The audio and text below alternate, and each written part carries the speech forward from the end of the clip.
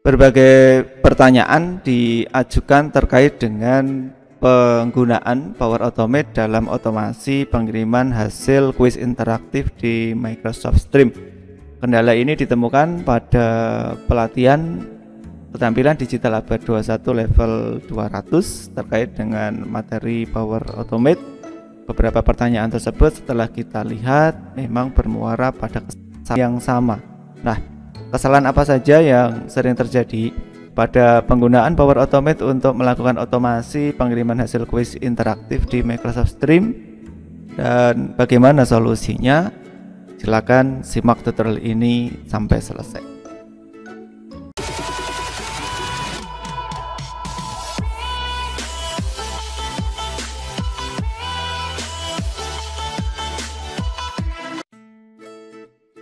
Sebelum kita membahas mengenai beberapa kesalahan yang sering terjadi ketika membuat otomasi pengiriman hasil kuis interaktif dengan Power Automate, mari kita lihat kembali alur yang akan kita buat sesuai dengan modul yang sudah diterima tentang penggunaan flow dalam otomasi pengiriman hasil kuis interaktif ini. Secara prinsip kita akan memasang kuis di dalam Microsoft Stream sebagai bentuk interaktiviti atau interaktivitas begitu. Kami sarankan jumlah kuis yang di insert atau dipasang di Microsoft Stream jumlahnya adalah faktor dari 100 karena nanti akan menjadi nilai yang nantinya akan kita buat skor dan skor itu akan kita ubah menjadi nilai di Power Automate. Artinya kalau soal kita 2 maka satu soal nanti nilainya 50, kalau 4 soal berarti satu soal nilainya 25. Artinya pastikan jumlah formnya walaupun ditentukan minimal 1, kami sarankan nanti jumlah formnya adalah faktor dari 100. Artinya bisa digunakan untuk membagi habis nilai poin maksimal yaitu 100. Oke, contoh di tutorial yang sudah dibagikan jumlah kuisnya ada 2 seperti yang ditunjukkan pada layar ya. 2 kuis atas dengan nama kuis 1 dan kuis 2 dipasang pada waktu seperti yang ditunjukkan pada layar.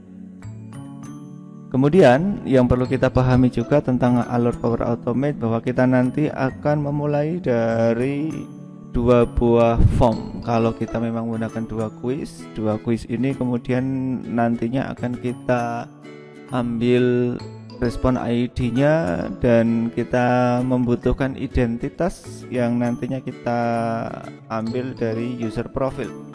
Nah, dengan adanya flow get user profile ini ya yang ditandai dengan icon Office 365 ini, berarti di form tersebut kita tidak perlu menambahkan pertanyaan nama siswa maupun kelasnya. Karena nama siswa otomatis akan diambil berdasarkan user profile ya yang kita tanam di dalam alur Power Automate. Data itu kemudian nantinya kita jadikan satu di tabel bantu, tabel Excel yang kita buat, baru kemudian isian dari tabel itu kita ambil satu demi satu, kita kirimkan melalui email kita. Secara umum alurnya seperti itu, dan yang pasti kita harus menyiapkan dulu tabel bantu karena kita akan memasukkan data demi data yang masuk itu dari form 1, form 2 dan juga nama siswa yang kita ambil dari user profile ditambahkan di tabel bantu Excel. Oleh karena itu tabel bantunya harus disiapkan juga sebelum kita memulai membuat alur Power Automate. Oke. Terus secara umum kemudian kita nanti akan melihat langsung karena kita sudah belajar cara membuatnya. Sekarang kita akan mencermati flow yang sudah kita buat. Yang pertama, when a new response is submitted, ketika sebuah tanggapan, sebuah respon masuk itu ya, tersubmit, ini kita arahkan ke kuis yang paling akhir. Kalau kita menggunakan 2 kuis, maka ini kita arahkan ke kuis yang kedua. Kalau kita menggunakan 4 kuis, berarti ini kita arahkan ke kuis yang keempat, begitu. Kalau hanya 1 kuis, ya berarti hanya kuis yang pertama itu.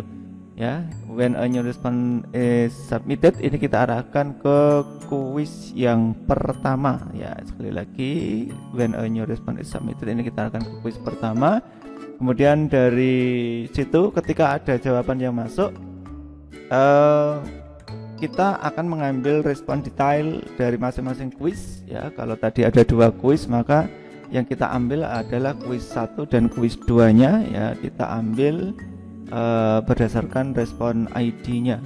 Dari situ kemudian kita masih membutuhkan nama dari siswa yang mengerjakan kuis tersebut, ya, karena di form itu skenario kita tidak kita tanya siapa namanya dan kelasnya, maka kita menambahkan flow get user profile di sini untuk mengambil nama, ya, untuk mengambil nama. Di sini ada get user profile, nantinya akan kita ambil, ya, dari UPN ini. Nanti kita masukkan ke tabel di bagian nama siswa ini di Excel kita yang memuat nama siswa.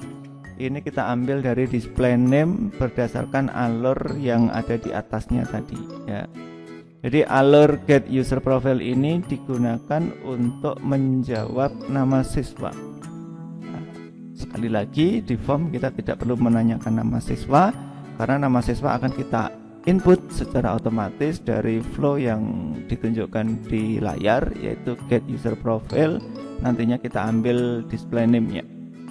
Itu secara umum. Kemudian berbagai kesalahan yang sering terjadi adalah yang pertama, ketika kita melakukan uji coba, pastikan soal itu dikerjakan secara urut.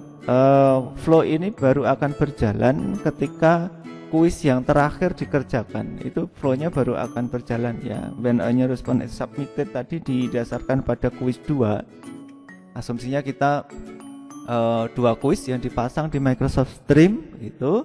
Ketika kuis 2 disubmit, maka dia akan mengambil respon detail kuis 1 berdasarkan respon ID dan respon detail dari kuis 2. Oleh karena itu, kita harus mengarahkan siswa ataupun peserta pelatihan agar menguji coba form yang kita buat itu secara urut, ya.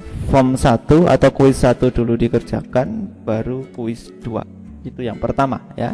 Jangan sampai ada yang hanya asal mengerjakan 1 kuis saja, maka nantinya bisa mengacaukan alur flow yang sudah kita buat. Itu yang pertama, ya. Jadi sisi pengerjaannya harus dikerjakan secara urut, ya. Kerjakan soal itu secara urut. Kita harus mengarahkan siswa ataupun peserta pelatihan kita untuk menguji form tersebut yang sudah kita pasang sebagai interactivity di Microsoft Stream secara urut. Kuis 1 dulu, baru kuis 2. Kemudian kesalahan lain yang sering muncul yaitu adalah tentang setting di kuisnya sendiri. Kuis yang kita pasang ini harus kita cek di bagian pojok kanan atas, ya. Sebagai contoh di layar kuis 1, di pojok kanan atas ada more form setting, ya. Pengaturan lanjut tentang form ini, kita klik saja titik 3 yang ada di pojok kanan atas. Nah, di bagian setting ini,